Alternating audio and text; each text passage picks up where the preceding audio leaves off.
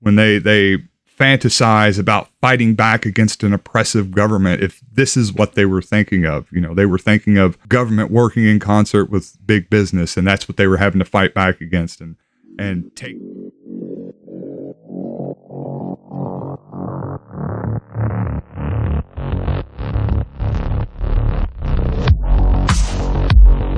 I guess they're just not so smart.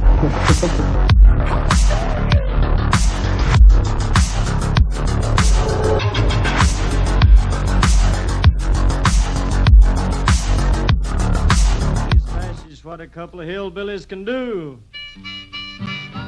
This is one of the guys from Kentucky, right? I don't think Woody Guthrie is from. There's like 3 of them from Kentucky. Well, I'm going to tell you, fascists, you may be surprised. People in this world are getting organized. You're bound to lose. You fascists bound to lose. Classic. Fascists bound to lose. I said, all you fascists bound to lose. Yes, sir. All you fascists bound to lose. You're bound to lose. You fascists bound to lose. There's people of every nation marching side by side, marching across the fields where 1 million fascists died. You're bound to lose. You fascists bound to lose. Well, I need to get that sticker for my guitar. This machine kills fascists. Dude, it's crazy to think that, like, there's music like this and this kind of, I guess, it shouldn't be, because obviously, like, there was a big left-wing movement in Europe prior to Woody Guthrie, but I don't know, it's just, you think you would know more about it, I guess, is what I'm getting at. You think it would be more, I've kind of looked at his attitude and his persona is like a more recent thing, but he was doing it back in the 30s and 40s. It was different back, like it wasn't unusual. There was a huge labor. I mean, there was class consciousness back then, from the 1870s, from Karl Marx on till about, till the first Red Scare, really. I mean, but yeah, just people like the roots of country music is very different than what it's become these days. Very different. Very, very, very, very different. I don't know. I guess it's kind of like music anywhere. Like I listen to country. I don't listen to anything that's on the radio, but there are like underground, I guess you'd call like underground outlaw country songs that are very much kind of in the vein of Woody Guthrie, and they're good, just in general good. There's this other artist from Kentucky, Tyler Childers. He does a lot of songs about just kind of like what it's like to live in poverty in Kentucky. And, like I can relate to that. Good stuff. But anything on the radio, it just tends to be garbage for some reason. It's hard to sell songs about losing your job and staying at home snorting pain pills. That's what a Tyler Childers song is about. Well, typically advertisers don't like to promote music that suggests that reappropriating the wealth of the capitalist class is a great idea, or even raising taxes by a few percentage points. Can't have that. Yeah, I guess especially now, like everything's kind of monopolized. There's 2 or 3 companies that basically own all the radio stations, so they're, I guess, keeping a tight leash on it. Welcome back to the show, episode 56, ladies and gentlemen. I am joined, as always, by Tony, looking pretty standard Tony today. He's not too crispy. He looks well rested. Not too crispy. Got a double dose of lung cancer.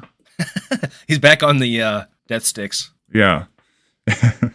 One run in Star Wars. One run in with the law, and it all falls apart. I'm just, I'm always just teetering on the edge of a mental breakdown, I guess. I was really essentially one stub toe away from smoking again.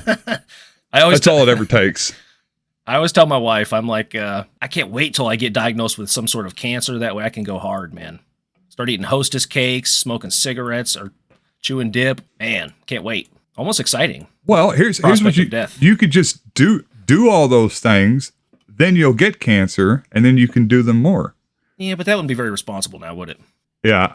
I got a friend of mine, a neighbor, he's an older guy, lives up the road, and he just got diagnosed with lung cancer like a few weeks ago. And he's kind of taken that approach. He's like just going balls to the wall. He was talking about buying a 4-wheeler and like buying all this shit. And he's like, who gives a shit? I ain't gonna have to pay for it.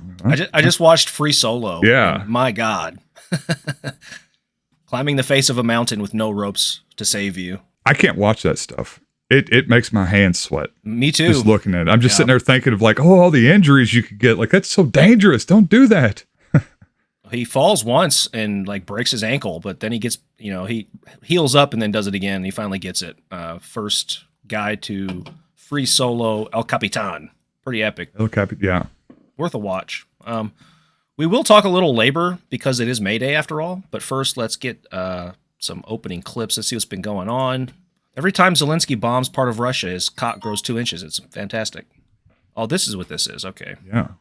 Amber Heard leaving the court.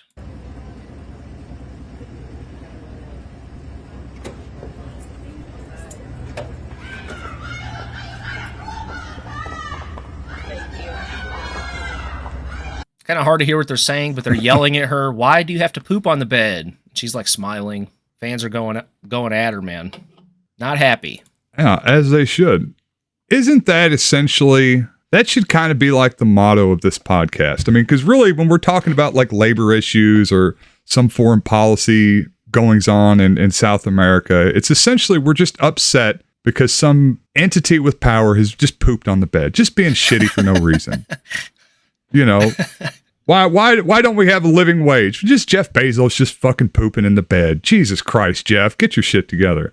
The CIA just pooping in the bed in Nicaragua. Hell, Russia's about to poop all over us with fucking nuclear weapons, but we're more concerned with this for some reason. Well, Johnny Depp's so charismatic, though.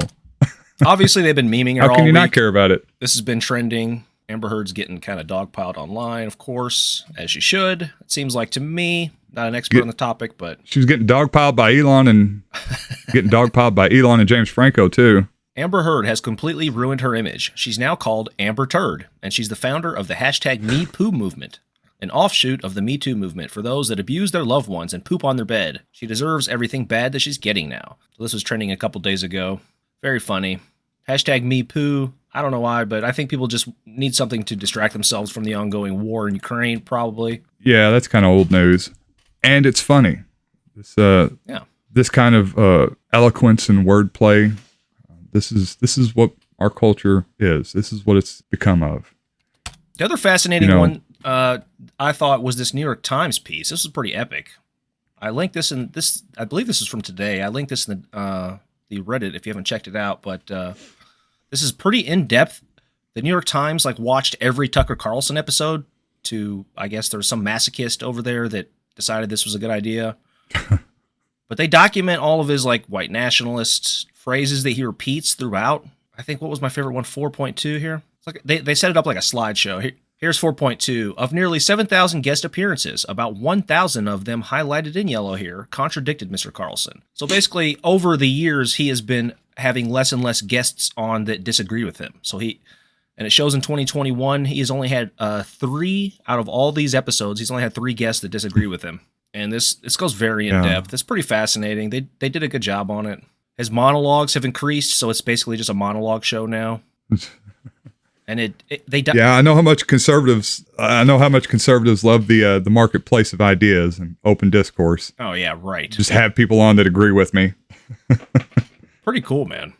Pretty cool that they break it down for people. So Tony Fauci is back, unchastened, with still more commands. He cares about the environment to the extent it gives him more power. Things are getting more dangerous in this country. The production value is very high. He's the number one moneymaker, of course. Number one cable news show, yeah. I don't know. I don't think it's really going to have much of an impact. I wonder if Tucker Carlson will react to this tomorrow. I'm sure he will, right? I don't know. Maybe. I think his fans aren't paying attention to that. They don't give a shit. I agree. Like Joe Manchin, they did a piece on Joe Manchin after The Intercept covered him a half a dozen times. They finally did a write-up on his taking coal money, what he's doing with Gob in West Virginia. They finally wrote up an article on it, and there was no response, no acknowledgement from anybody. Like the DNC said nothing, said shit about it. Yeah, you're talking about the More Perfect Union piece that they did about him, where they kind of uncovered more of his corruption, about how he bought into this coal mine that produced this trash coal and started killing environmental regulations for the companies. and they gave him a ridiculous contract to buy his coal, which really wasn't worth anything. He's basically Like, it's just the most corrupt politician in West Virginia, and he's enriching himself off the back of the taxpayers at the expense of the planet and everybody's health. It's extremely corrupt and blatant about it. And even when these stories break through to the mainstream media, which, you know, for all of its flaws, every once in a while they'll eventually do a write-up on one of these characters like Joe Manchin, and it gets no play. It makes no impact. It's completely ignored. Yeah, I mean, this is the beauty of Trump, right? Just fake news. I'm not even going to pay attention to it. I'm not even going to respond to it. I don't care. U.S. media has just become so completely polarized that it's like there's less and less overlap of stories. You know, if something comes out in the left-wing media, like, you know, I heard about this, More Perfect Union did it, a lot of the left-wing people covered it. If they don't want to address it, the right-wingers don't want to address it, they don't have to, because by and large, those people are never even going to hear about it. So why even make a statement about it? They're not even, you know, they're never going to hear about it. The people aren't going to hear about it. There's no reason for anybody to bring it up. Even if somebody does hear about it, it's some left-wing source, you know, who gives a shit? They're probably trying to cover up Hunter Biden's sexcapades, you know, they just throw some wild conspiracy theory behind it to dismiss it out of hand. All right, let's get into this. This is the Ludlow Massacre. Is this part of the Coal Wars? Yeah. So in the interest of maintaining the spirit of May Day, and along the lines of our earlier podcast about the West Virginia Coal Wars, I wanted to do a little segment on the Ludlow Massacre. So the Ludlow Massacre, immortalized in song by Woody Guthrie. It's an incredible bit of labor history in the U.S. that unfortunately, as Howard Zinn will mention, too few people know about. So this actually happened. This was the same time period, roughly. I believe this was maybe a decade before the Coal Wars, the Appalachian Coal Wars. This is in Colorado, though. Okay. So if you just want to go ahead and play the first clip. It was early springtime and the strike was on. It drove us miles. And this is Howard Zinn doing the commentary here. Out from the houses Yeah. that the company owned. This is a Woody Guthrie song. Well, Zinn talks about it. I was interested because I'd been a shipyard worker from the age of 18 to the age of 21 and had joined a union. And one day I heard a song by Woody Guthrie called the Ludlow Massacre, a dark, haunting, powerful song. And that led me to look in a library about this event, which nobody had ever mentioned in any of my history courses, which no textbook of mine had ever mentioned. Yeah, it's been erased from history, just like the rest of the labor movement. Stop me. 13 children died from your guns. We told the Colorado governor to phone the president. Tell him call off his National Guard. What did that say? Oh, we'll get into that. Yeah. Okay. That was kind of the culmination of what happened at Ludlow and why it's so important. Belonged to the governor, so he didn't try. Yeah, these are all photos from that time. I believe this one was set up from the actual day when everything occurred. Machine gun nest. The strike was lost. You know, the miners had to go back to work, but the event had a tremendous effect, I think, on lots of people around the country. Anybody who read about the Ludlow Massacre, anybody who heard about it, was bound to be affected by it. I said, God bless the Mine Workers Union. This stuff makes me so upset, dude, when I read about it.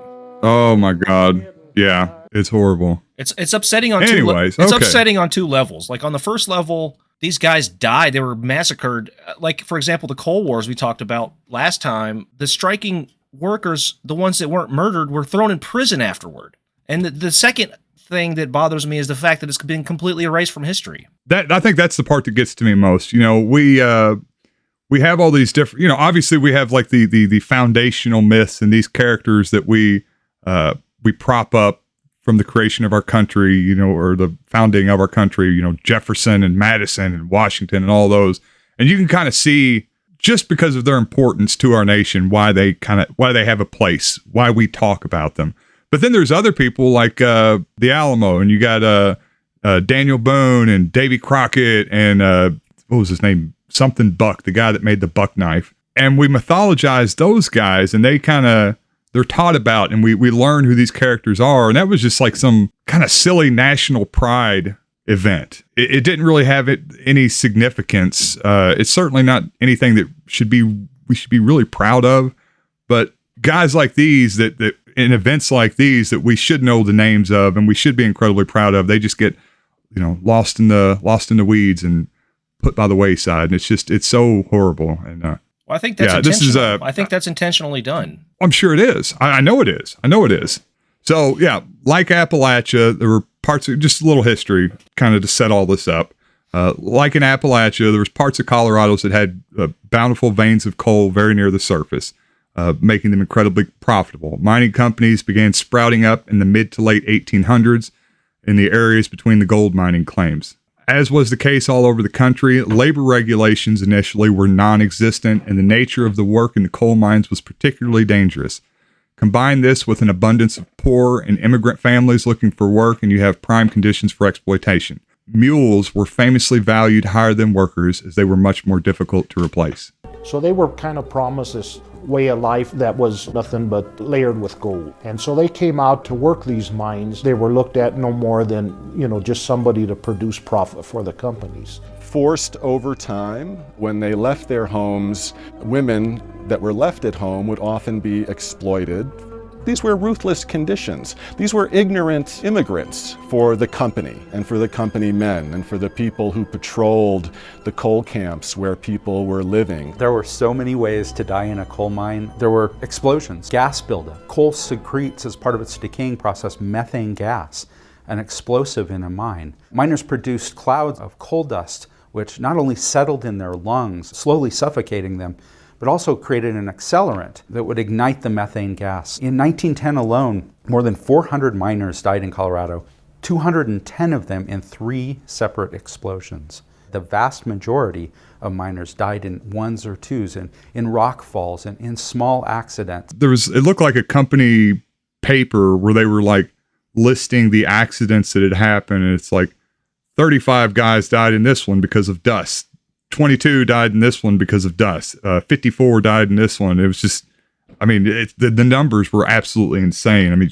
It's coming up. I wonder if this is, it's not zoomed out enough to see if this is like a day or a week or anyway. Yeah. I guess. Well, it would be cool if it was over the course of like a year. You're right. James, Jesus. Well, it doesn't make sense for that to be the case because it says number killed, 19 from dust. And then the line below, like for example here, it says 1. Dust, and then right below that there's another line that says 75 dust. So maybe this is like week to week, or God forbid day to day. That would be horrific. Yeah, I don't know.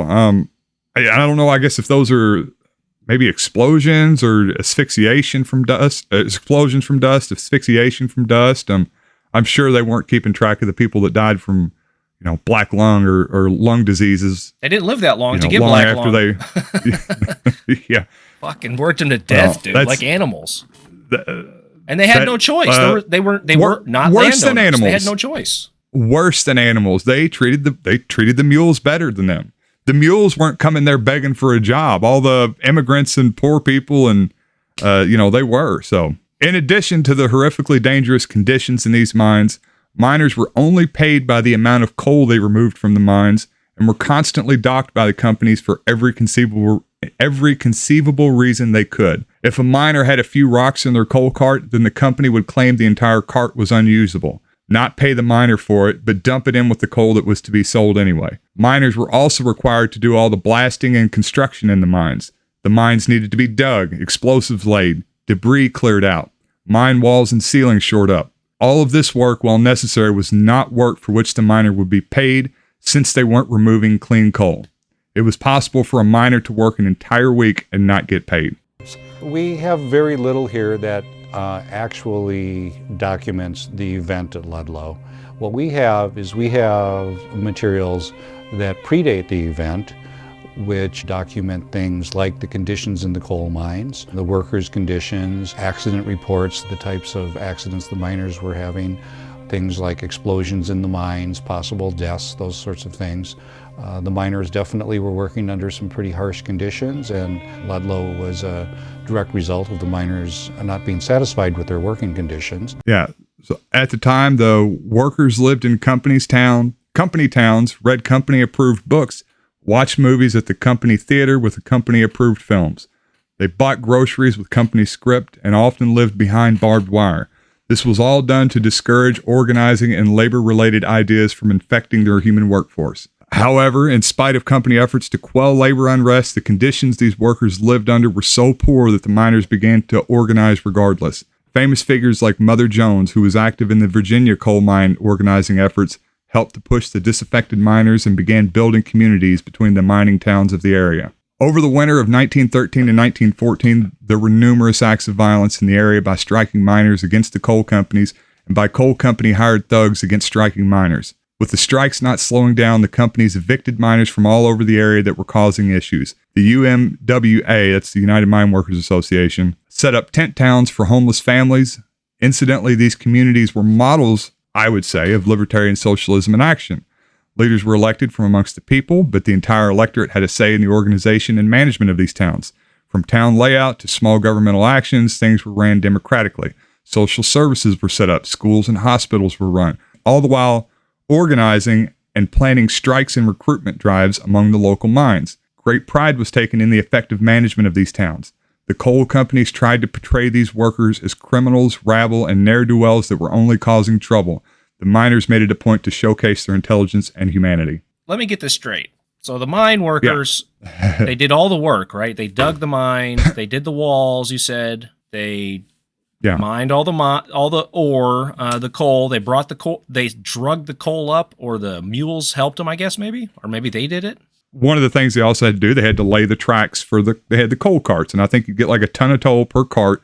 Yeah, I guess either you or the mules would help to pull the carts out as the carts were filled during the day. So they did all the work, basically, but they barely got paid shit. They just got paid enough to survive under very poor conditions, and they were breathing coal dust all day. Yeah, I mean, and, technically, like, they weren't even paid. They weren't getting any cash. They were given a place to live and enough food to barely scrape by. This is all company script, company towns. You can work, you can live there while you're being worked to death, but if you decide to leave, you're going to leave with absolutely nothing because you didn't gain anything while you were there. And incidentally, so these mines in particular, I didn't mention this, but these were owned by the Rockefeller family, the very famous John D. Rockefeller, super wealthy. So my understanding is the Rockefellers were doing pretty well. Well, who'd they buy them off from? Of these mines, who'd the Rockefellers buy the mines from? I don't know. I mean, yeah, I get what you're getting at, but yeah, I don't know. I guess maybe the government. Probably the government. Yeah. I mean, it's in the early 1800s. I mean, well, this has happened in 1913, but originally the mines were opened in the mid 1800s, 1859, 1879. The area was probably just being settled by white people at that point. It must have been just kind of become. It must have been pretty hard to convince all these mine workers that the Rockefellers somehow had a right to own these mines, like literally a hole in the earth. You're telling me that John D. Rockefeller had some moral right to own a hole in the earth, pay the government some of his ill-gotten gains for it? Yeah. So I think it was Rockefeller, the first Rockefeller's son that was the one that owned them. So yeah, he had the right because his dad made a lot of money. That's how things work, James. Jesus. It's when you're that close to sort of the inception of all of this property rights nonsense, it must be a very different scenario. And the fact that the federal government and the state governments were helping put down these strikers. It's almost like an Indian-style caste system, the way they looked at society, I think. Yeah, sure. I mean, it's, and it's the same shit going on today. I mean, this is the same, Joe Manchin. Yeah. I mean, this is the same thing. You have enough money, you set up these corrupt deals with government so that your business can flourish, and you just exploit and poison all the normal people in the area. Yeah, Joe Manchin to this day runs his Maserati right over mine workers. And they still vote for him. They don't care. Yeah.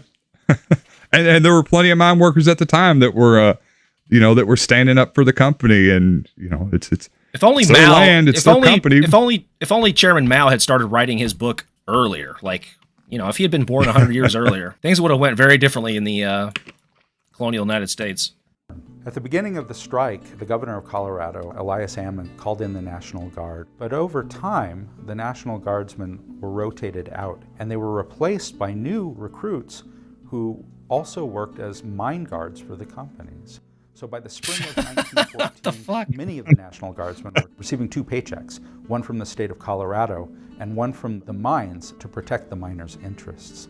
In this labor dispute, to do what? To defend everybody? To defend the Coloradans? No, to protect the mine interests. This is what the CIA still does. Like they would give $10,000. What the hell did I do? They would give like $10,000 to some like warlord in Afghanistan to basically be a turncoat and work for the Americans. And he may or may not stab him in the back, but he got his money. We still do the same shit. It still goes on. Yeah, this goes back as old as time. I mean, you can read stories about Rome conquering Gaul or Hispania or the Germanic tribes, and it was the exact same stuff. They're paying people to turn against their own, and a lot of people do it. It's effective when you have a family to think about.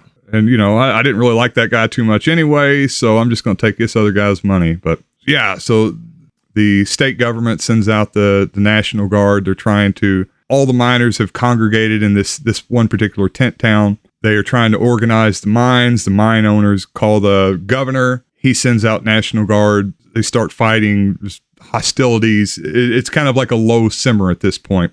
This was over the winter, I guess, coming out of the winter of 1913 into early 1914. So in April, the miners of the town celebrated Greek Easter. Many of the miners were of Greek descent, and the most prominent labor organizer of the time, labor organizer and leader, was a man named Louis Ducce. He was of Greek descent. So the miners celebrated feasting, dancing, even a baseball game. This is kind of like pure Americana, what they're doing. The following morning, April 20th, 1914, Louis Ducce went to meet with the National Guard because of the palpable rising tensions, and there was rumors floating around at the festivities the previous day about potential hostilities coming up very soon. He'd hoped to negotiate a truce and avoid any possible bloodshed. Ducce had his head beaten with a rifle stock until the stock broke, and then an officer pulled out a revolver and shot him in the back, killing him. While the ill-fated meeting was going on, 2 militias moved out and set up a machine gun position on a hill overlooking the town and moved troops out for the attack. Large explosions of dynamite from the machine gun crews rang out, signaling the attack to National Guard members.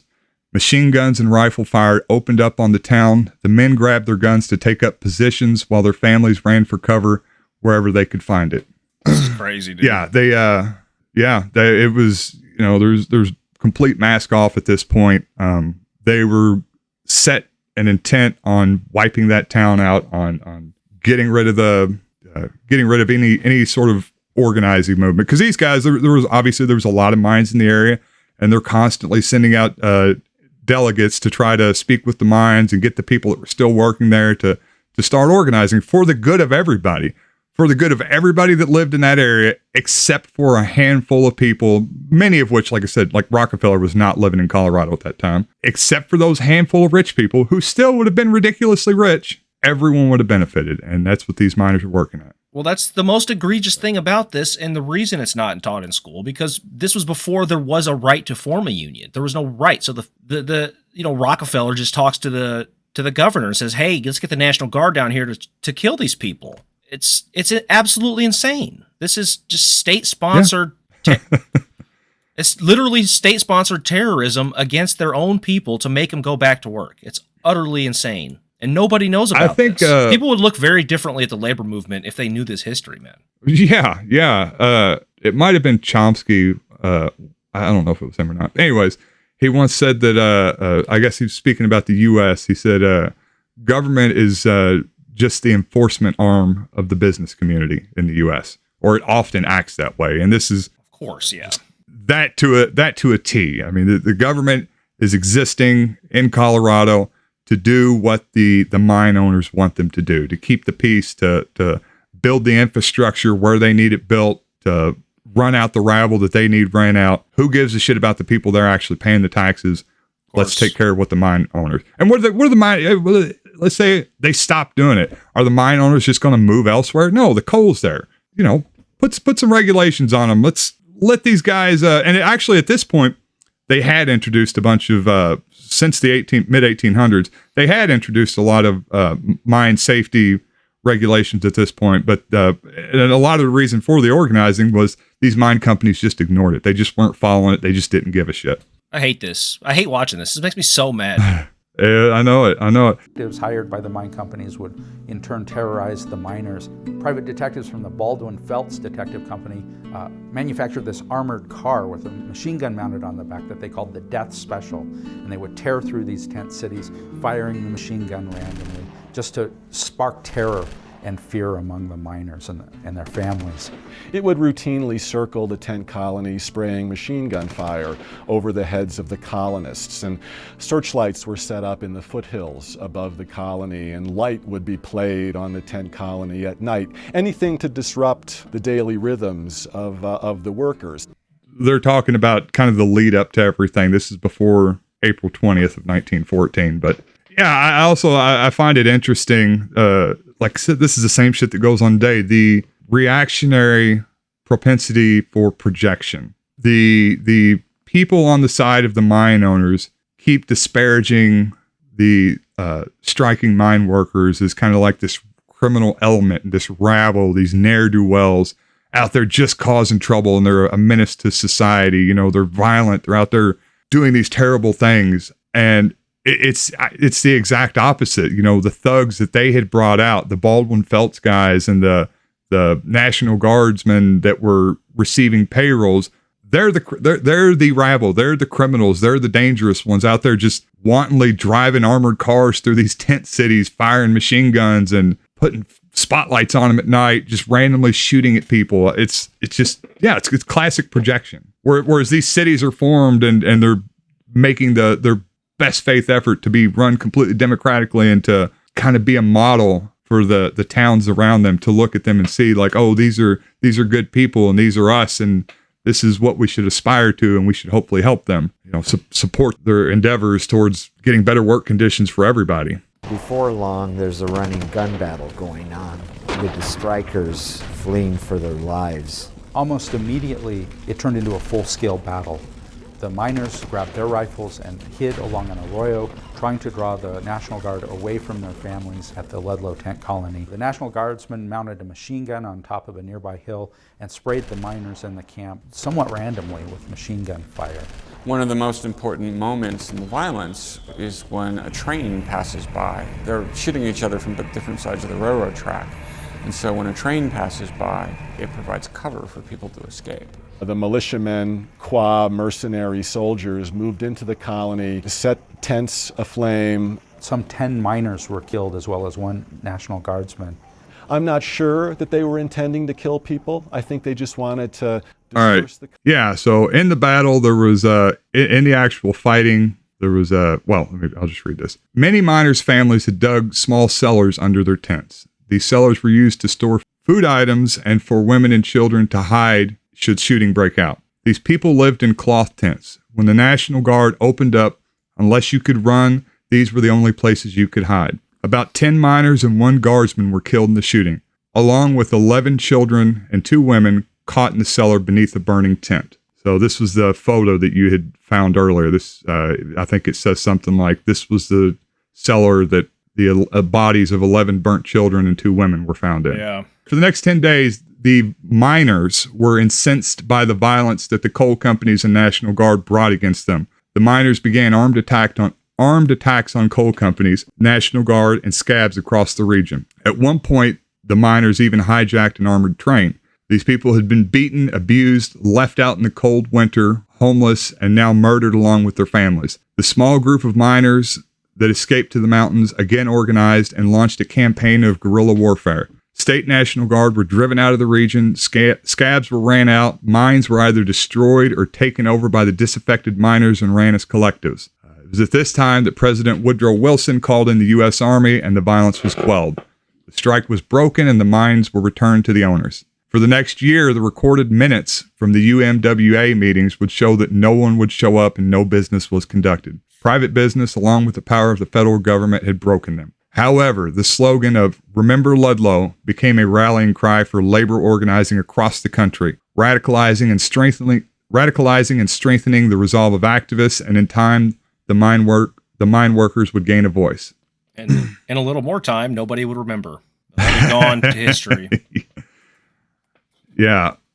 Well, they had a good few decades that they had some changes done. The point I was trying to make earlier that I forgot was this is parallel today. This is the reason why, the Republican Party, for example, wants to roll back social welfare programs. They don't want things like food stamps. They don't want things like welfare. It's not just Republicans, obviously. It's the neoliberals, too, in the Democratic Party. But these mine workers, they would starve to death if they didn't work for these fucking mine owners that were horrible working conditions, barely any pay. If they tried to go on strike, they would shoot them with machine guns, burn their children alive. You know what I mean?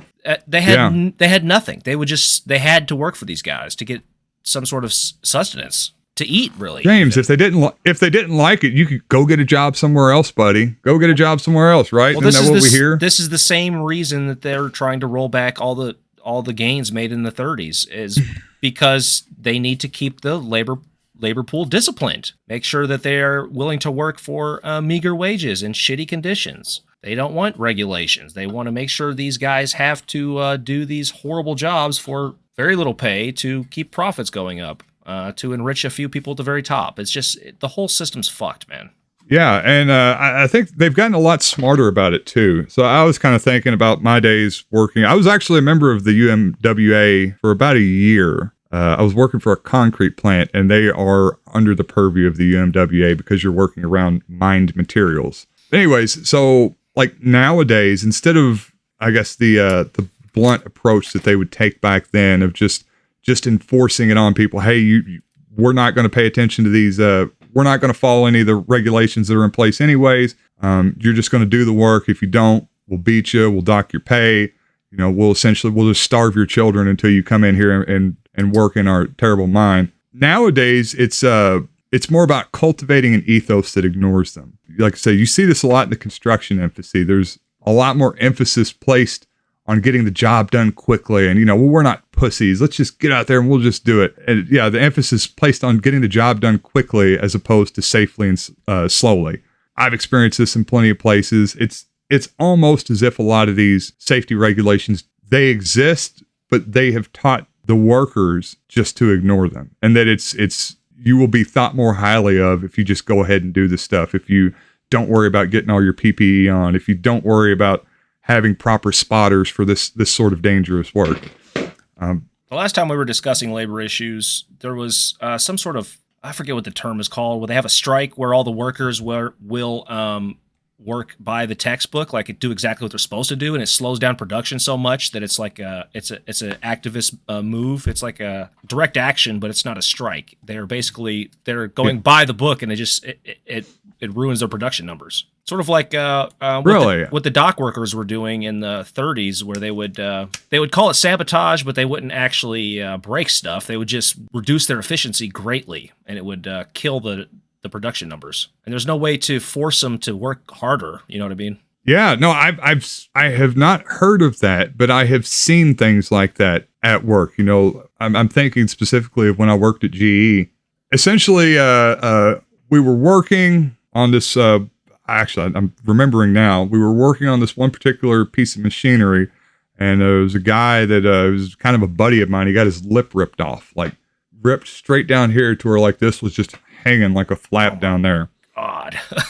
And yeah, it was pretty fucked up. He was actually the dude that carried me out of the tunnel when I got trapped in the machinery and got my leg all fucked up. But everybody kind of got upset after that, and there was talk amongst some of the guys, and they're like, okay, well, they're getting upset because we're getting hurt, but they're telling us to do it fast. So we're just going to follow all the safety rules kind of to a T. And it was like a couple days later, we had another meeting, and it was like, all right, guys, we want you to follow the safety rules, but let's just be common sense about this too. When they're saying common sense, they're saying like, ignore safety regulations. Yeah. They just kind of, they appeal to this kind of macho construction worker ethos that they've instilled in you, and kind of shame people, I guess, into working quicker and not smarter and safer. And then, of course, they also tell you, like, we'll be out of a job if we keep having numbers like this. The way these, typically these companies, the way they're structured, the management, they're salaried, but their bonus is based on production numbers. So that's all they care about. You know what I mean? I tell you what, they did that year. They didn't make their damn numbers because I know Chris got a payout, and I sure as fuck got a payout. So eat shit, G. Yeah, that's insurance paid for that shit. They don't pay for that. Hopefully it hurt him a little bit. But yeah. So that's Ludlow Massacre. Like I say, it's a great song by Woody Guthrie. Great little piece of labor organizing history and the excesses of the government and the private industry working in concert. And I'll say this again. I said this during the Cold Wars thing. I wish that conservatives today would, when they fantasize about fighting back against an oppressive government, if this is what they were thinking of. They were thinking of government working in concert with big business, and that's what they were having to fight back against, and take these guys as your heroes as opposed to whatever, they're Chris Kyle or whatever. This is what they want the government for. This is why not all Republicans are libertarians. They want the government to make these guys go back to work. They want the government for certain things, like, the police. They don't want government to protect workers' rights. It's just a difference in ideology. And this could totally happen again. There could be, didn't Florida just pass a law where you can run over protesters now? Is it Florida or Georgia? One of these conservative states. Yeah, it was Florida under Rick Scott, the previous governor. Yeah, if you have a protester blocking the roadway and you don't feel like it's safe, you can run over them. Yeah, for example, striking workers trying to block scabs from coming in, like they were doing in Virginia with the miners' strike down there. Hitting them with trucks, running them over and shit. This could totally happen again, dude. I don't know. Would it be a bad thing? For the victims? The miners lost. The miners lost. I'm saying like long term. Obviously for the people involved in it, it's not going to be good. But long term, these kind of not random, but these sporadic outbursts of extreme violence, it's really going to capture the public imagination, and something will have to be done if something like that were to happen today. Well, the problem today would be, like we were talking about earlier, with the polarization of media, where if you go to Fox News, you're going to get a very specific interpretation of the facts, and it's not even an interpretation of the facts. They're just going to make up a story and present it how they want it to, and all their viewers are going to just kind of follow in lockstep with whatever old Tuck is saying. Yeah, you could be right. They typically don't even talk about labor issues at all, though. They don't speak negatively about labor because their base is working class people. They're just out of touch and older and propagandized, but they don't really speak about labor at all. It doesn't benefit the business class in any way. They want labor to disappear. They don't want people to know about it. And we're getting to that point. The biggest companies in the country are not unionized. They're not even, there's no ability to organize if people don't even understand the concept. Yeah, well, I think they have their own set of issues that they feel are important. There's a lot of teachers that are teaching your kids to be trans, and that has to be addressed first. Yeah, that's what's really important. Need to ban some books. Look, we'll get to labor issues later. We'll get to maternity leave and all that crap, but I want to turn to our kids. Yeah, we got some books. We got to get some books out of that library first. Oh, that's cool. Rumors. Let's move on. Ladies and gentlemen, if you are interested in nootropics, you can check out my website, metamaxperformance.com. We have just slashed prices for our spring sale, so check that out. Get all your pure nootropic compounds there, metamaxperformance.com. He's I'm gonna go ahead and just bust him out. He said he doesn't care if I tell people, but yeah, Sam's doing really good. He's I think he's a project manager for a pipe fitting company that he kind of travels around, and he's doing very well in that whole thing. Really risen up through the company, but he he recently got he's married, and he recently got a girlfriend in addition, and he's moved her in, and they all just live together and are having a good time. And so we were talking about boner pills the other day. I was like, man, holler at James. He's got them boner pills. Yeah, I tell you what, man, it's like a whole new world. I think you're stupid not to use them, really. I mean, come on. Yeah. He's got 2 wives right now. What? I must have missed the story. Say it again. You said he moved her in, but there's somebody else there married. As well? He lives with his wife, and they got a girlfriend that lives with them too. So they're all just it's 2022, fucking, baby. Just fucking, yeah. Do what makes you happy. Do what makes you happy. And I was like, hey, man, if you're going to be doing some fucking and you got a younger girlfriend and a younger wife, you need some boner pills. And I know the man who can sell you some fucking quality boner pills. It all makes sense now. Anyways. All right. Well. Anyways. Living the dream, baby. Living the dream. I gave him the old Jeremiah Johnson nod.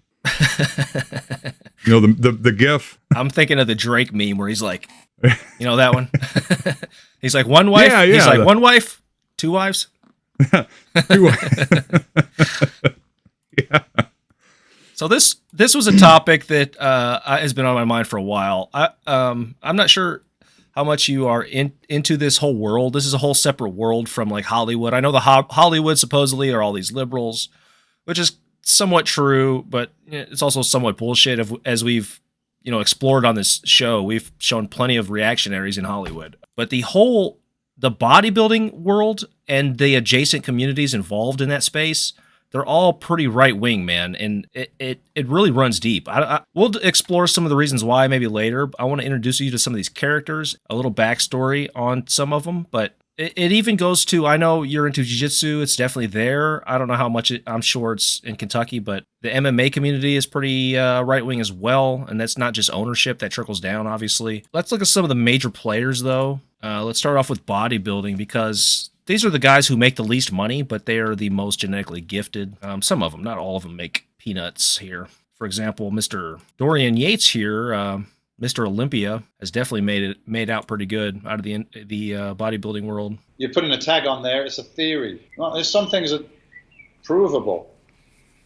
It's provable that there's a small group of people that control the financial system, the Federal Reserve. They control the media. They control medicine. They control pretty much everything. So your perception of reality and what's real and not real is really controlled. So you got to go outside of the. I don't even watch mainstream news or read newspapers. Just a waste of time. I just filter through it. So I mean, there's a ton of stuff out there that in the mainstream media they'll tell you this story, but with a little research, guys. Just do your own research. Do your own research. Heard that before. Yeah. Go outside the mainstream. Listen to only Alex Jones. Only Facebook posts is where you get your information from. From Daily Wire. Posts. So this is Dorian Yates. God, yeah. Probably the best back of all time. Kind of debatable, but definitely the most shredded and big back simultaneously. Very famous guy here. Made a ton of money. Off on a right-wing rabbit hole. Patrick Bet-David called him the genius scientist of bodybuilding for his technique, which is overrated. Definitely not the only one, but one of the more prominent ones. I mean, a bunch of it's through the whole industry. The whole industry is right-wing as hell, man. And a lot of these guys live in Florida, too. There's Dave Palumbo. This is where you get the term Palumboism, which you unfairly accused Joe Rogan of one time, I should point out. I stand by that. Tell me about it. I feel like people just don't get it anymore. Like, it's like no one has a sense of humor. No one can laugh at themselves anymore. Everyone takes everything so seriously. Everyone wants it immediately. Right. If you don't, his jaw is line jacked up exactly the way they want you to, they're ready to throw you in the fucking river and cancel you. It's just... Well, I've even just said that about technology. Technology, and that's moving this way so fast, but at the same time, humanity is going the opposite way. Well, think about it. Like, what's the first thing in our Constitution is freedom of speech. I mean, how could Instagram and Facebook censor what you say? Speaking of Facebook, if anyone's writing to me, I've got another 30-day ban. Oh, for doing what? I'll tell you why. Because over here, the last 5 days, this group called Rebellion Extinction, right? Yeah. What they've been doing is all our supply trains, like food and everything, and coal trains, all come down through the port of Newcastle. Right. So these idiots decided to lay on the railway lines. They put cars on the railway tracks and just doing stupid shit to stop the trains getting to the port. Right. Which is losing millions and millions of dollars every day. They don't realise. The people that are doing it, they interviewed some, they don't work, so they're living on government benefits. The government benefits come from the taxes and the money that these shipments get back. So I just wrote on Facebook when I saw it, I said, play stupid games, win a stupid prize, run them over. Boom! This is inciting violence and blah, blah, blah. Because they said if you're going to sit on the track, blah, run them blah. over. So They I got a got 30 you day on. Blah, Man, blah, there's blah. I think they assigned a specific person just to your pages on Instagram and Facebook, and they just watch everything you write. Yeah. Okay, so this is Palumbo. His main target of attack is the cancel culture. He's pretty neutral on everything else, at least publicly, because he's a sort of public-facing figure. The other guy here was Lee Priest, who we're going to check out a little bit of now. I'm excited. I know little about these guys. Yeah, but certainly bodybuilding. I've never really followed it other than just kind of tangentially, or probably I guess peripherally seeing what's going on with it. I did a little bit. I followed the strongman stuff, but I don't really know the personalities much other than that Eddie Hall is quite the firecracker. And there's not too many of those guys. Yeah. And I haven't really heard him speak publicly about their politics that much. Yeah. Lee Priest here, he's basically the best short bodybuilder of all time. He's one of the most genetically gifted guys of all time as well. He's also been banned from everything because he says stupid shit all the time. He's just an idiot. And now he's completely right-wing. There's a pretty big right-wing, very right-wing sort of neo-Nazi movement in Australia. He's obviously Australian. Yeah, he's got that Hitler Youth haircut. I guess, yeah. I guess in America and the whole Black Lives Matters the Black Lives Matters group seems to be a bit racist themselves from just what you hear and read and stuff, but it's like they did a thing not long ago where, okay, it had the black, any life that's being taken down or whatever is sad, loss, but to me it's like police in America, yes, a lot of them can be trigger happy because so many people have guns and, if, it's a choice between them going home to their family at night or the other person going home, they're probably going to choose themselves, so that's why I don't get it. If a policeman says stop, stop. If he says don't move, lay down. Simple as that. Put your hands up. Why antagonise them? Because if they think you got a weapon, sadly, if you do or you don't, they're going to shoot. We know that's going to happen. So he goes on to talk about how all lives matter, not just black lives. At the beginning of this, he called Black Lives Matter racist themselves. And the point I wanted to make here is, that's exactly what George Floyd did. He laid on the ground and they killed him anyway. That was the whole point of the fucking protests. So yeah, the only reason I point out these guys specifically, because they're some of the most public figures. A lot of the guys that aren't these guys, that run in these Florida circles are guys from like Dubai. And obviously Dubai is a reactionary capitalist nightmare run by a monarch. That doesn't really say too much about the individuals involved, but they are also connected to the elite of Dubai and Saudi Arabia, who are big fans of bodybuilding, and they fund a lot of these gyms, and they're involved in this whole industry. Here is the most left-wing guy who's very public in the bodybuilding world. He's pretty good on most issues. The biggest issues, the ones that these guys talk about all the time, the biggest issue that everybody agrees on in this community is the trans issue, of course. So this is Greg Doucette on, he's on somebody's podcast here, I don't know who this is, talking about Alana McLaughlin, the trans MMA fighter. Comes to mind. She recently defeated another lady who I can't remember her name, which is unfortunate. Good research from me. But she defeated Old Love, and it happens to be that she is a transgender woman. The second transgender woman that I'm aware of that's fought professionally in MMA, Fallon Fox being the other. What was your reaction to that fight, the defeat from the natural-born woman, if I can use that terminology? What was your reaction to that, and what do you feel about people who were born male fighting people who were born female?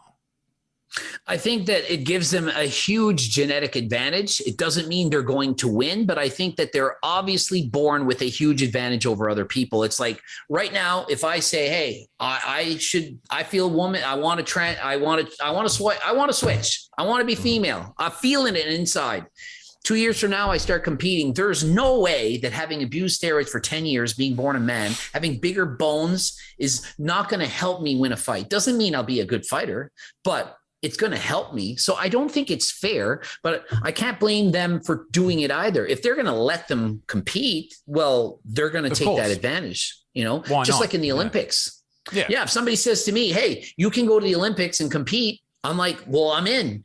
You're going to be fighting against women. It's like, It's not my decision. I'm just going by your rules. I don't think it's fair. I think they should have their own category. If you're asking me, I would want transgender female. There you go. You guys compete, you female, whatever. You compete together. It's fair, even playing field. But without it, I just don't think it's fair. So what do you think about this issue, the trans athlete issue, if it is an issue?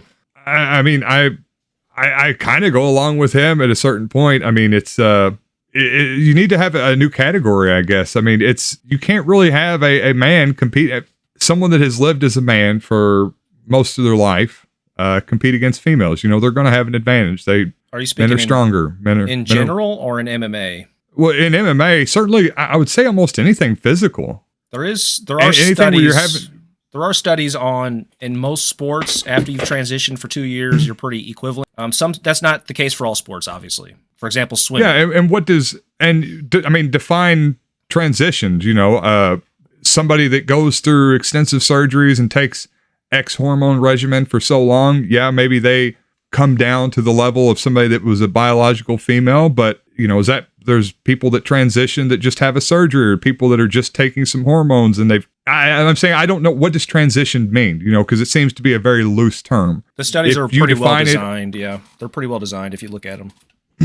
Okay. They track the same person before and after transitioning, so that way there's no confounding factors. MMA. But what I'm saying, I'm saying this person, the way this person transitioned, is that's going to be different than how other people are transitioning. That's my point is that the word transition is so loosely defined. They could use this study and say, well, yeah, I've transitioned too. Well, but how did you transition?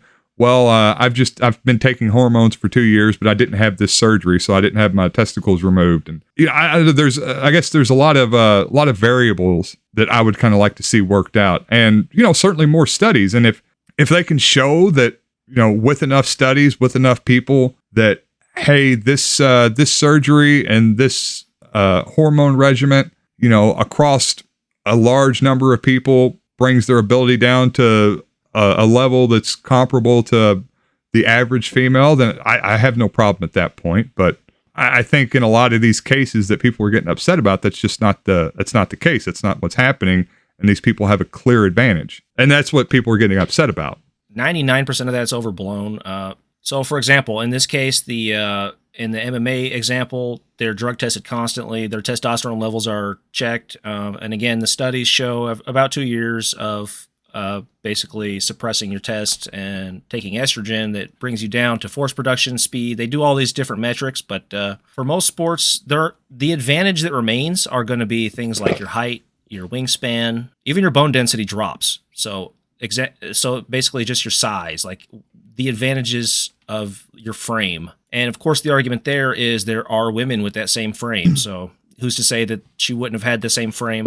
That's not really, I'm not going to sit here and discuss the science today because that's a pretty in-depth discussion that we'll have some other time maybe. And it's not that interesting. Sure. You can look at the studies if you want, but the point here is this is separate but equal in my eyes, right? He wants a new division for trans athletes, which, for example, in MMA, there have been two. They didn't compete simultaneously, and I don't even know if they're the same division. So it doesn't make any sense to try and create a new division in any of these sports. There's very, very few of these. There's very few trans people in general. There's very few trans athletes who are any good. And you have to half that because the other half of the trans athletes are women to men transitions. So it's very few people. Logistically, it would be kind of a nightmare setting up their own division. I mean, that's not really something that you could do, certainly at this point in time, like you were saying, just based on the numbers. I don't know how far that study you're referencing goes and if it's completely comprehensive. If it was replicated multiple times and it was shown that were the case, then yeah, sure. I think that's kind of his solution is kind of for people that haven't thought about this, and I'll kind of include myself in that because it's really not relevant to my life, I guess would be the way to put it. Yeah, this affects very few people. The only reason it's an issue is because it's fucking culture war. Yeah, it's culture war, and I think for people that haven't thought about it, that just hear it kind of as on the periphery as a culture war hot button item, that would be kind of the go-to. That would be the initial solution that I think most people would propose. We'll give them their own Give them their own category. Give them their own weight class. Yeah, but that's a cop-out. To me, that's a cop-out. That doesn't make sense. There's not enough people. And that's separate but equal. We already did that. That was Jim Crow. We tried that. That's horrible. It's like the fucking Special Olympics. I mean, nobody watches that shit. Nobody watches women's sports anyway. Sorry, women. The second point is that banning, because you'd have to ban trans athletes, legally speaking, banning trans athletes it does way more harm to trans kids. This mostly affects kids who are at high risk of suicide. The harm done greatly outweighs the benefits that you are going to have from the ban. If there are benefits in terms of fairness, which who gives a fuck about fairness in sports? Nobody cares. At least I don't care. That's the second point. The suicide rate's very high among trans kids. And there's no reason for it to be. They're so excluded and separated out, and it's such a stigma. I don't know. It's hard for me to get in the mind of a trans person, but I don't know what they're going through. It probably sucks, man. And the third point here. Oh, I'm sure it does.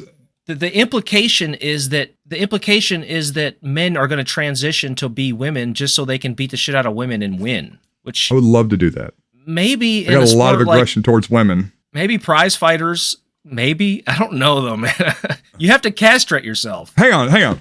If they set up some rules like that where you have to be castrated and have taken this, whatever that regimen is, that's what I'm saying about how the term is so loosely defined. You have to be chemically castrated at least. You have to be chemically hormonally, okay. You're a woman. If you take that much estrogen, you're going to grow tits, dude. I promise you. I already have some. Ain't got to worry about that. You see what I'm like? Who's going to do that? Who's going to fucking grow tits just to maybe somebody? I don't know. How much? What's the prize pool? Seems unlikely. How much is it? It's not shit in women's sports. Hang on, Ronda Rousey is not poor. No, Let's say Ronda Rousey. They got one of them fights. Where it's like, some like Floyd Mayweather. Well, of course, Floyd Mayweather's a man, therefore his sport's interesting. So that kind of defeats the purpose of what I'm saying. But let's say we got a $10 million purse. You're guaranteed $4 million just for fighting. That's and then not how much she made, winner. Dude. That's not how much she made. Most of her money was from sponsorship deals and shit because she was hot.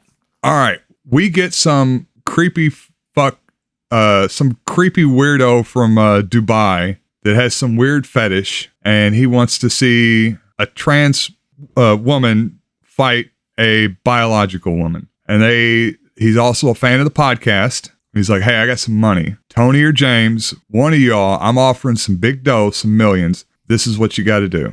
10 million. I'm going to give you 10 million just to show up and fight. But you already got kids. You get castrated, you grow some tits. $10,000 you can have them removed right after the fight. Yeah, I could see it for prize fighting. I could see it. Yeah, that's what I'm saying. That's what this guy's worried about. And that's what we're trying to tell you. Me and Greg Ducce, we're trying to explain this to you and you just won't listen.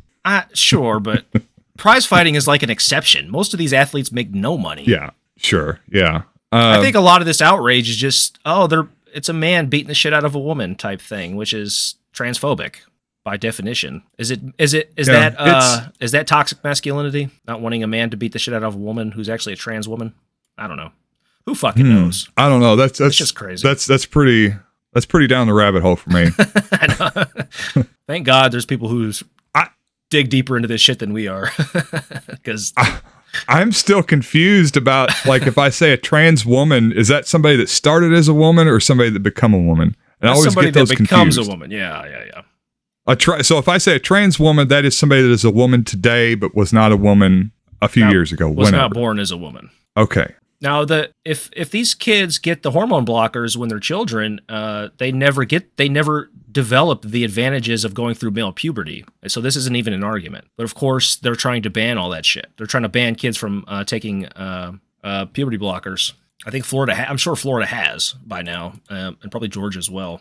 Yeah. Not sure about that though. I know you can definitely run over protesters though. That's the important thing. Yeah, they've made some gains down there, So there's these other fields too. Bodybuilding is very closely linked to wrestling. You mentioned Ronda Rousey; she went to wrestling. A lot of these guys go back and forth. And bodybuilding, there's no large structure that you work for, but it's not the case in professional wrestling. It's owned by Vince McMahon and his wife, who are very right wing. They're not the only ones, of course. The wrestlers are all contractors, which we'll get into in a little bit at the end here. But I wanted you to name this tune. This is a Trump rally from Arizona.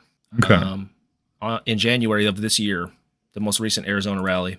Thousands did gather here to see the former. Why is he having a While rally? he may not be on the ballot. Hear that music? Funny, I guess. Know it by the crowd or the candidates trying to follow in his footsteps.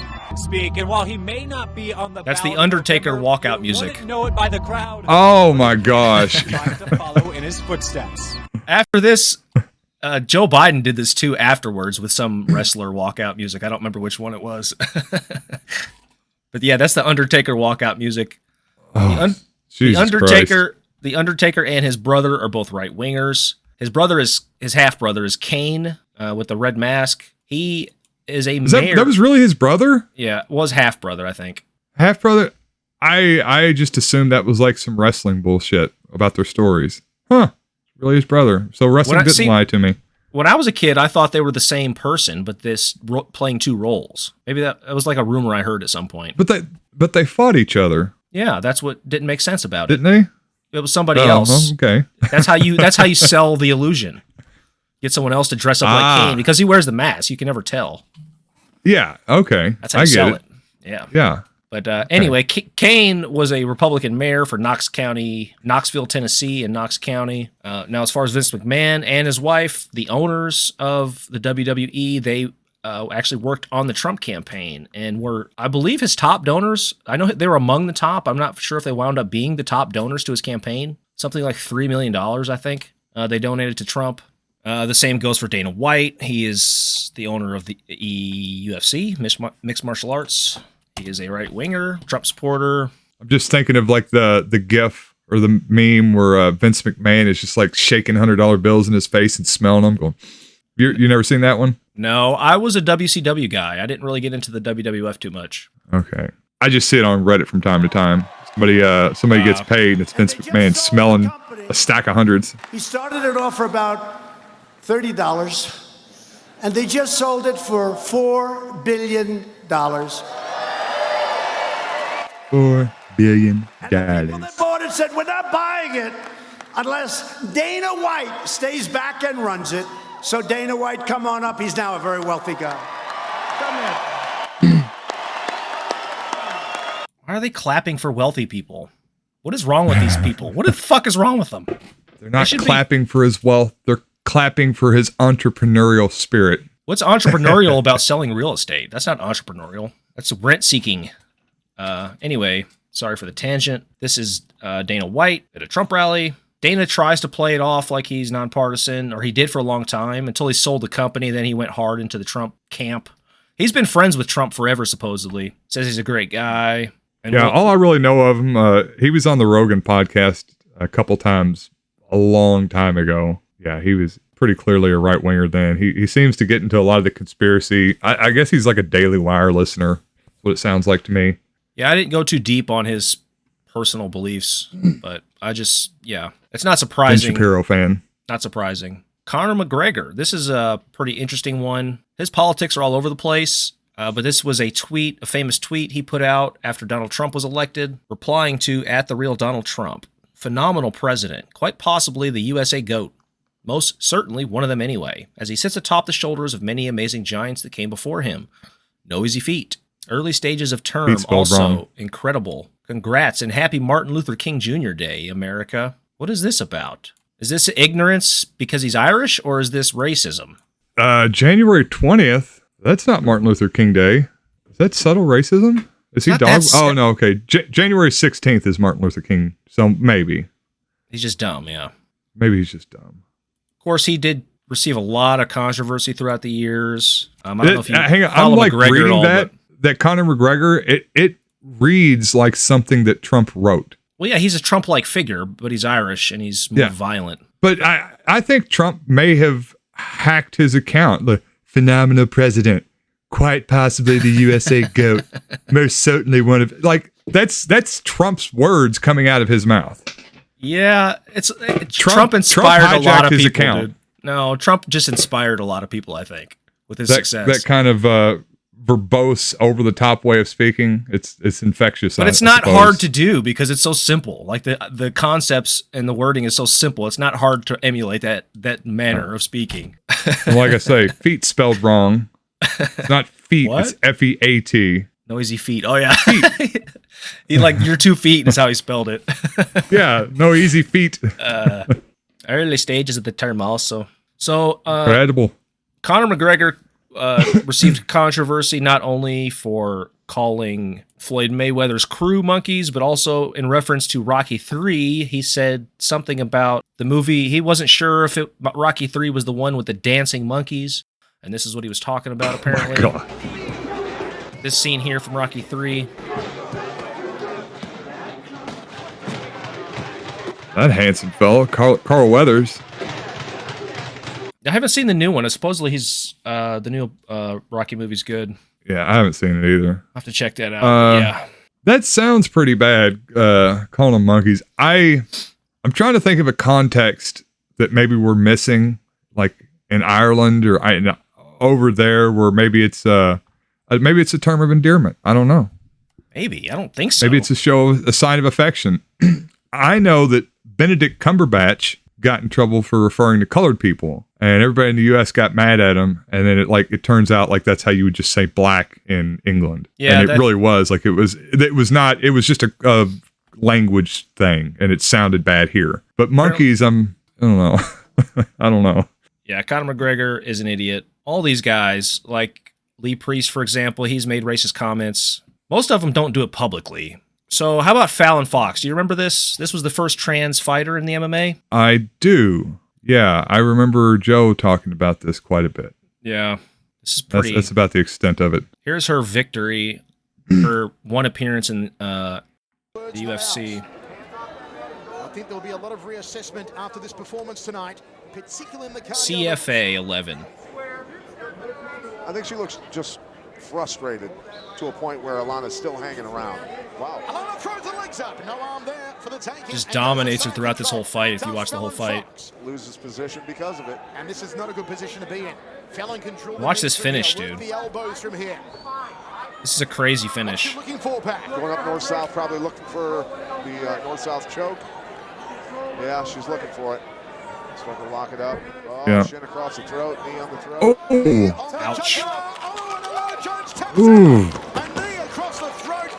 How easy is that to do in a... It seems like you would sweep them pretty easily and with that high up on the neck like that. She was already beat up at this point, though.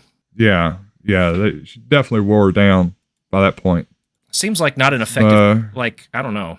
Well, I think it's about you in the north-south position, keeping the shoulders pinned to the ground. Yeah, but you can still throw the legs the shoulders pinned. Yeah, I don't know. I never really got to that point where I choke somebody out with the freaking... She's got one arm around one side of her neck and the other, she just presses her knee against the neck, against the carotid on the other side. Yeah. It looks brutal, dude. It looks brutal. Yeah, that's got to be painful. What does Joe Rogan call this when you do this to somebody? Goons them. Goon. Well, gooning is when you just brute force somebody that's significantly weaker than you. Yeah, that's what this seems like to me. I'm assuming. I mean, that's how it's been described to me. I could see it a little bit, but yeah, there's a couple guys up there that were just monsters. I'm 6'1", 210 pounds, and these guys were like 6'6", 300 pounds or something, and they would just goon you. You try to fight back, and they're not really using technique. They're just getting these arms this big around and gooning you to death till you tap. Seems like not very useful in terms of rolling instructively. Oh, it's certainly not useful in building technique, but it is useful in getting your opponent to tap. And sure, yeah, I can see that. yeah. We were specifically taught not to goon. So here's after the fight. Listen to the audience, dude. Alana Jones taps out in the third and final round. Look at that blood.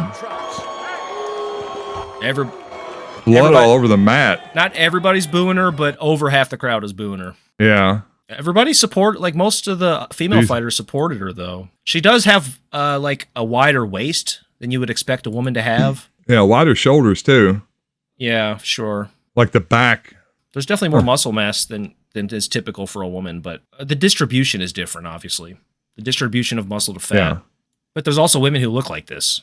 So it's not, it's not out of the norm, certainly. I don't know what the drug testing is like in the CFA, but in the UFC it's very, very strict. So some questions to summarize this segment. Why is bodybuilding a stronghold for right-wing ideology? I can give you my opinion here. I think as far as bodybuilding goes, bodybuilding is dominated by small business people. They look up to Arnold big time, and Arnold was a Republican governor. That plays a part. I think it's just culture. It's a culture that goes back a long ways. I don't know. It's hard to pin down. There's a lot of black folks also in bodybuilding, which has always been surprising to me to find so much right-wing support there. This is a huge drug community. They all use drugs, man, but they're all right-wing. How do you square that circle? Yeah, well, I think you kind of nailed it. So I am not as entrenched in this community as you are. I did spend some time kind of thinking about this and wondering like why is that? And I think it's just a culture that gets built up within that community. You earlier mentioned jiu-jitsu, and jiu-jitsu's I guess similar. My experience was that you've kind of got like three political affiliations for jiu-jitsu guys. You have 50% of them that just listen to whatever Joe Rogan says. 50%? 30%. God damn. 50% just whatever Joe Rogan says, that's their political belief. Gotcha. There's 20% that are hippies, and there's 30% that listen to whatever Eddie Bravo says. That's pretty narrow band of ideology. Yeah. Well, yeah, you got 80% that are Rogan, Eddie Bravo types, and then you got your 20% that are hippies. Yeah, I mean, I guess it's kind of the same thing with Arnold. Like you have these kind of big foundational figures that also happen to have really big platforms and aren't shy about expressing their political beliefs or just beliefs in general. And they really kind of influence things, and it pervades that whole subculture of whatever the endeavor is. I think just from an ideological perspective, just ignoring all the business ties between the business community and the actual bodybuilding side of it, these guys are all extremely genetically gifted. They are 1 in a million genetics, dude. Especially the professional guys. I don't know what the politics are like at the lower levels, like the local levels. Those guys don't make any money anyway. It's just a beauty pageant. But when it gets to the professional level, these guys are all extremely gifted, and they want to believe that they got there with hard work, dedication, chicken breast and broccoli. They don't want to think that they got the lucky lottery ticket. They want to feel like, they did it the right way. Everybody else is just lazy. That's why they're not succeeding the way they have, which is bullshit. We're going to look at a Tom Platz clip, and he embodies that. I mean, it's also kind of the spirit of competition that is cultivated in these communities. If you're going to be a bodybuilder, you're going to really try to make it as a bodybuilder. You have to have a hell of a competitive spirit. I'm assuming, it would be my guess, that kind of just pervades the rest of your thinking to a certain extent. You're gonna, like you were saying, you're gonna make it on your own merits, and in bodybuilding, and the same could be said for business. The same could be said for anything else. And the talking points, the language of the right, personal responsibility, and the Jordan Peterson, go out there and make it happen type shit. That just appeals to you. But you don't want to help other people out because they're just too lazy. That's why they haven't succeeded like you have. They would be as jacked as you if they worked as hard as you. See, this is the picture they have in their mind. It's complete bullshit. There are tons of people out there who work way harder than these fucks. They don't have it. They don't have the genetics. It's all about genetics. It's your drug tolerance, your response to the drugs, your ability to store body fat, where you store it. Is it under the skin or is it in your internal organs? There's so many different factors that are they come down to genetics. The training is pretty well down to a science at this point. Everybody knows how to train. Everybody knows how to eat. That's pretty much down to a science as well. The drugs, down to a science. The only thing left is the genetics, but you have to make this story up in your mind to justify why you're succeeding and everybody else is not. And I think that's really the whole basis of this right-wing ideology. I guess my question is, why is the Republican establishment not on board when the entire base of the right wing seems to be pro-legalization when it comes to drugs? Now, I know that, like, for example, most Tucker Carlson fans are over the age of 50, but do the younger ones just not vote enough to affect policy when it comes to drugs? What do you think? Yeah, I don't know. That is the question, isn't it? So you know a lot of people that are sort of right-wing, right? They're all pro-drug, though, I assume. The ones that at least we went to school with and stuff back in the day. Certainly marijuana. I don't know. It's this kind of weird, this weird cognitive dissonance that you see on the right, where you can talk to them, and I have talked to, right-wing people that I know, and I can make an argument to them about why people should be able to have legal access to cocaine, and they would agree with it. But then if it ever come up for a vote, or they would, if somebody were proposing something like that, they would vote against it. And I think it would be the same thing with steroids or cocaine or marijuana. Sorry, you think they would vote just kind of anything not to legalize it? I think that on a conceptual level, they understand that these things, on a conceptual level, they can have it explained to them why it would be better for these things to be legal. But I think the appeals to emotion and the appeals to almost kind of a culture, the culture of clean living and we just drink beer, and I think that emotional appeal just wins out over the intellectual appeal. Yeah, I don't know. I mean, it's interesting, but yeah, that would be kind of my guess, is that they're not making the decision based on. They're not voting based on that issue. They're voting based on other issues, I think, right? But no, like even if there was a national referendum to legalize marijuana. If there was a national referendum, I think that I could talk to them and they would agree that yes, it would be best to have these things decriminalized to a certain extent, but they would vote against it because they're not voting on, they're voting on emotion and the emotional appeal to them about the negative consequences of these substances is just kind of wins out, and it's interesting, taken over, I guess. Most of the athletes here, the bodybuilders are doing their own thing. They are just on their own. But for example, MMA and professional wrestling are both similar in the fact that there is absolutely no labor movement. These guys are basically contractors, like fucking Uber drivers. They're abused. They don't make shit compared to what they should be making. That's why the UFC sold for as much as it did, because their employees are contractors who have no rights whatsoever. That's why the company was valued so highly. There's a lot of good work on this. Bloody Elbow has a piece, but it's not the best work, but they have some cool graphics we can look at real quick. So if you look here, this shows the difference in pay between boxers and mixed martial artists.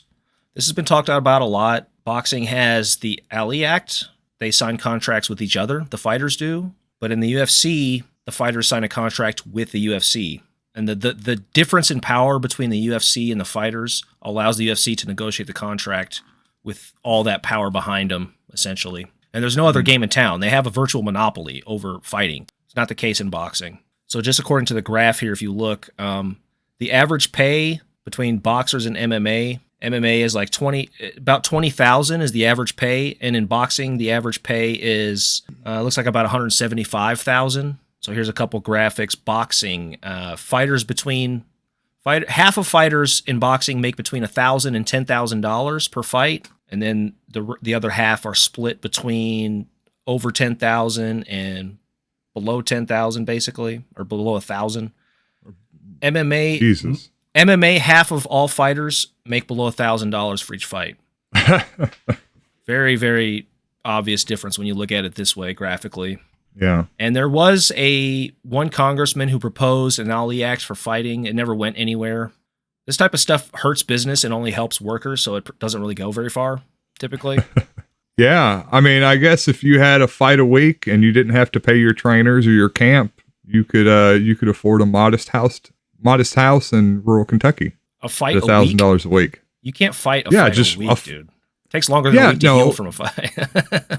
You just don't have the entrepreneurial spirit. An active fighter fights twice a year, so. Yeah. Yeah. And I mean, you're going to camp for what, like 6 to 8 weeks minimum. So you've got to pay for all that. You got to pay for you're paying for your trainers the whole time. Well, you're not making any money in the meantime either, Yeah. Yeah. Just training and eating, I guess. That's why these guys have jobs. These guys have full-time jobs and then fight on the side because they have to.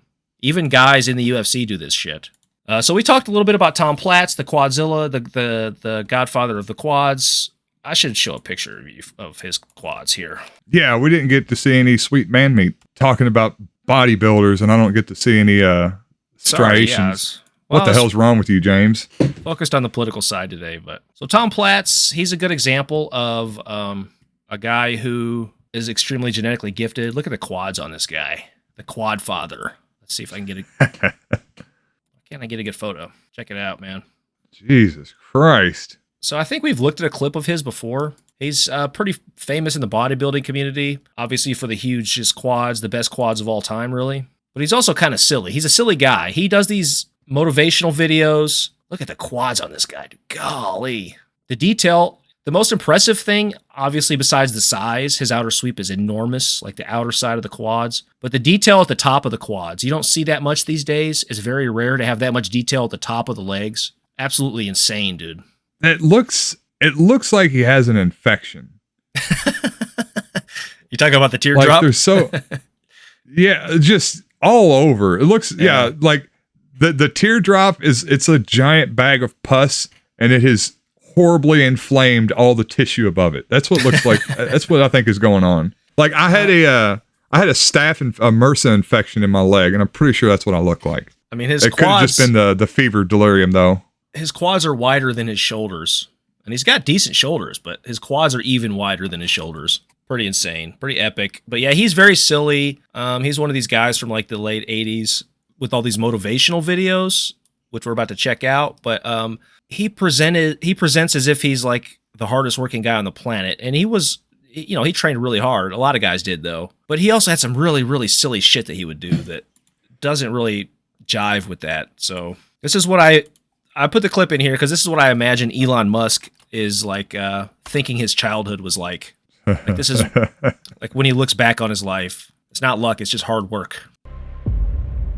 You want success. You want results. You have to promise yourself. You have to achieve failure. You have to take it that far. Nobody wants to go that far. It's too scary. But you know something? I got news for you. That's where winning is.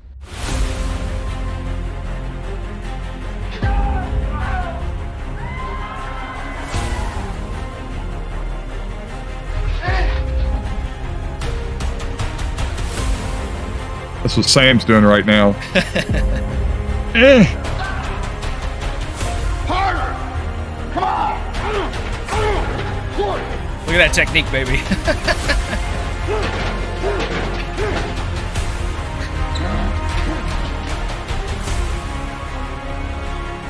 I love Tom Platz. Jesus. Bam. Ooh.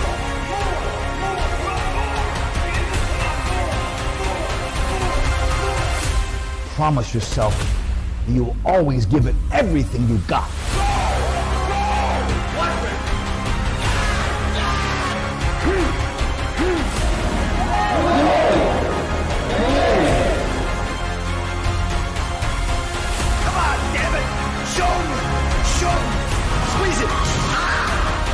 Here's the classic. Yeah, that's the classic clip.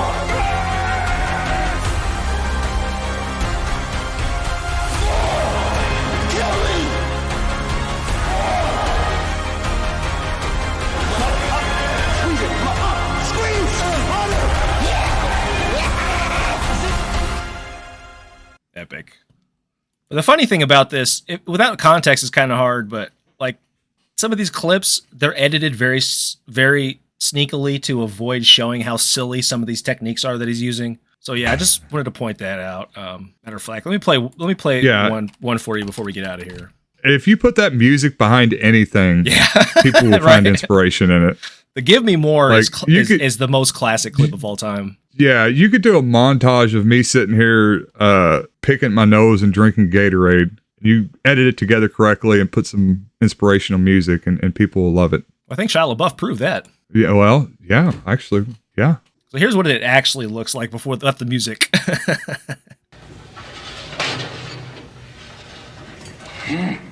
He's demonstrating. Hi.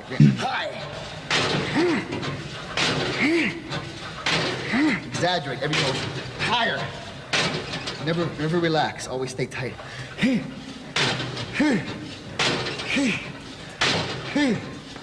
Love the facial expressions too from What is he doing? Why is he doing dips?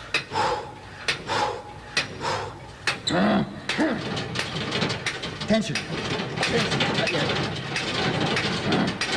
Now push down. Pump it. Boom. Higher. Bring it up. Let go. Kind of silly without the music, right? Pump it hard. Fast. Okay. This cracks me up. God. God. I bet his knees are wrecked. Yeah, do not try this at home, folks. Do not try this at home. What was the last thing? I don't even get what was happening there. He's putting tension on the muscle, but he's not doing it in a safe or effective way. He's doing it in a very silly, unscientific way that doesn't make any sense. Risking injury because he's all fucking coked up because he's Tom Platz. He's a psycho. But the point I was just making was like, yeah, the genetic aspect is the most important thing when it comes to bodybuilding for sure. But you have to admit that, you know, if you're going to be honest about it. It's a lot easier to just think that you're the best, like you're the shit. You worked harder than everybody else. That's what I do. That's why your quads look like fucking tumors growing on top of each other. That's it, man.